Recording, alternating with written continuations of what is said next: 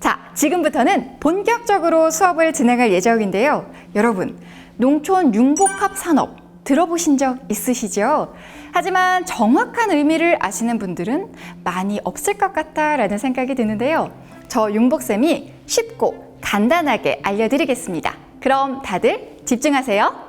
6차 산업이라고도 하는 농촌 융복합 산업은 1차 산업인 농업과 2차 산업인 제조 가공 산업에서 추가적으로 3차 산업인 서비스 산업을 융합하여 농촌의 새로운 가치와 일자리를 창출하는 것을 말합니다. 즉, 기존의 농업이 융합과 확장을 통해 1차 산업의 틀에서 벗어나 농업, 가공산업, 서비스 산업을 아우르는 종합산업으로 확장되는 개념입니다. 이 개념을 활용해서 6차 산업이라고 말하는 것이죠. 즉, 1차 곱하기 2차 곱하기 3차는 6차가 되는 것이랍니다. 간단하죠?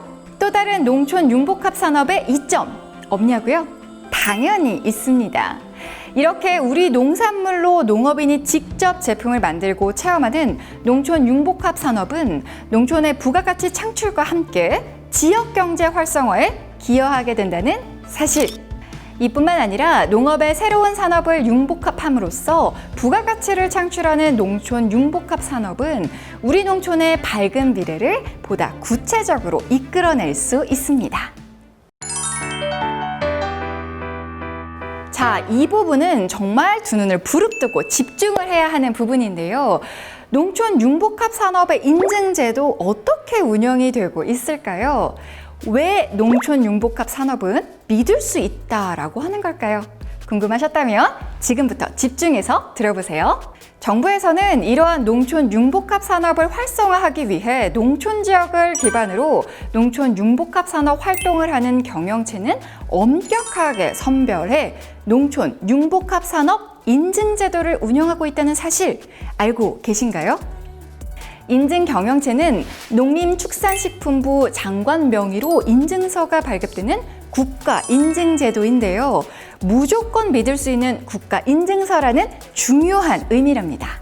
자, 그렇다면 농촌 융복합 산업 인증 경영체로 선정되기 위한 자격 조건은 무엇인지 한번 살펴볼까요?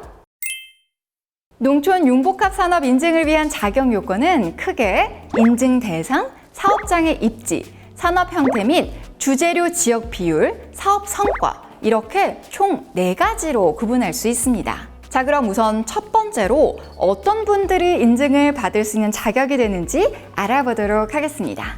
농촌 융복합 산업법 제2조에서 규정한 농업인, 농업법인, 농업 관련 생산자 단체, 소상공인, 사회적 기업, 협동조합 및 사회적 협동조합, 중소기업, 1인 창조기업 등이 그 자격을 갖게 된다는 것이죠.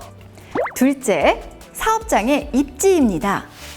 사업장의 입지 또한 법령에 근거하여 농업, 농촌 및 식품산업기본법 제3조 5호에 규정하고 있는 농촌 지역에 자리 잡고 있어야 한답니다.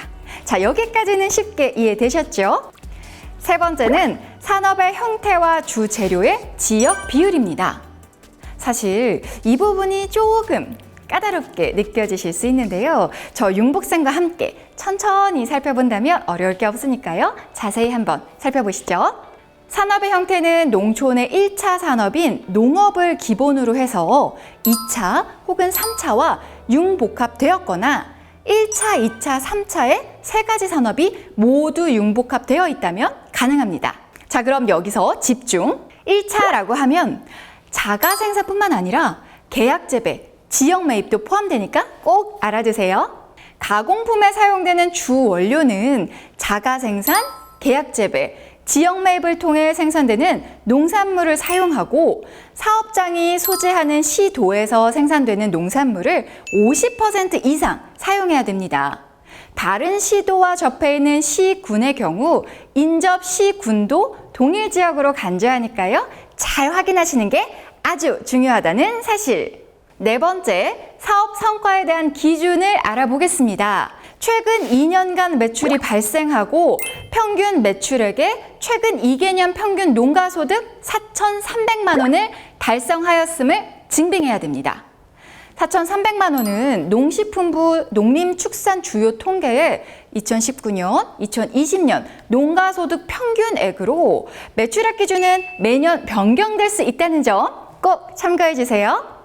만약 사업장이 여러 개인의 경우에는 동일한 대표자이면서 주 사업장과 연계한 사업성과 매출액의 합산을 인정하는 제도라는 점도 중요한 포인트 놓치지 마세요.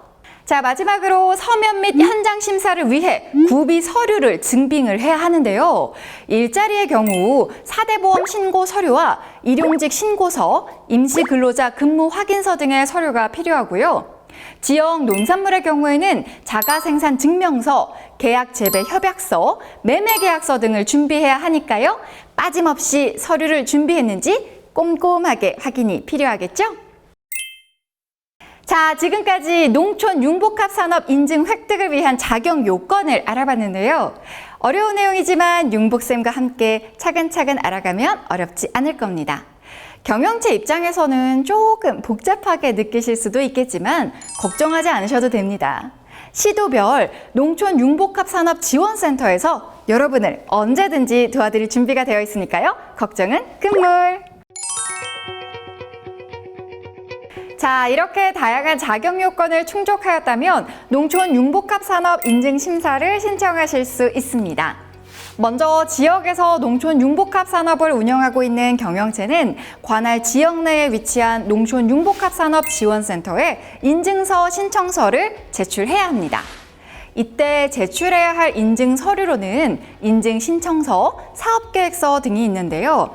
신청서 및 계획서에 기술된 내용에 관련된 서류, 즉 농업 경영체 증명서, 사업자 등록증, 재무제표, 일자리 증빙 서류, 지역 농산물 사용 증빙 서류 등을 제출하셔야 합니다. 서류를 하나라도 준비하지 못하면 신청이 어려워질 수도 있으니 빠지지 않고 제출하도록 꼼꼼하게 찾아봐야겠죠? 인증 신청서를 제출했다면 다음 단계인 인증 심사 절차로 넘어가게 됩니다. 인증 심사에서는 1차 심사기관인 농촌 융복합 산업 지원센터에서 경영체의 자격 조건을 판단하고 검토하기 위해 제출된 서류에 대해 종합적 확인 및 평가를 통해 면밀히 검토하고 있습니다. 또한 필요시 전문가로 구성된 심사위원회가 직접 방문하기도 한다는 점은 꼭 알아두어야 합니다. 그뿐만 아니라 한국농어촌공사에서 전문가 등으로 구성된 평가단이 2차 심사를 진행함으로써 그 신뢰도를 더욱 높이고 있습니다. 농촌 융복합 산업이 믿을 만한 이유랍니다.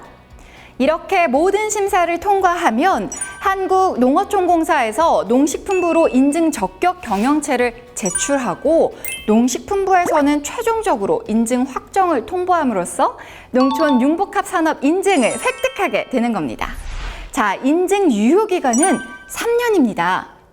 특히 인증 신청과 인증 심사는 수시로 실시하되 농촌 융복합 산업 지원센터의 인력과 업무 상황들을 고려해 분기 1회 정도 심사를 진행을 하고 있으니까요. 이 점도 알아두시면 좋을 것 같네요. 자, 이렇게 꼼꼼하고 까다로운 인증심사 너무 오래 기다려야 하는 건 아닌지 걱정되시는 분들 많을 텐데요. 걱정 마세요. 인증심사의 소요기간은 3개월 이내로 늦지 않게 확인하실 수 있습니다.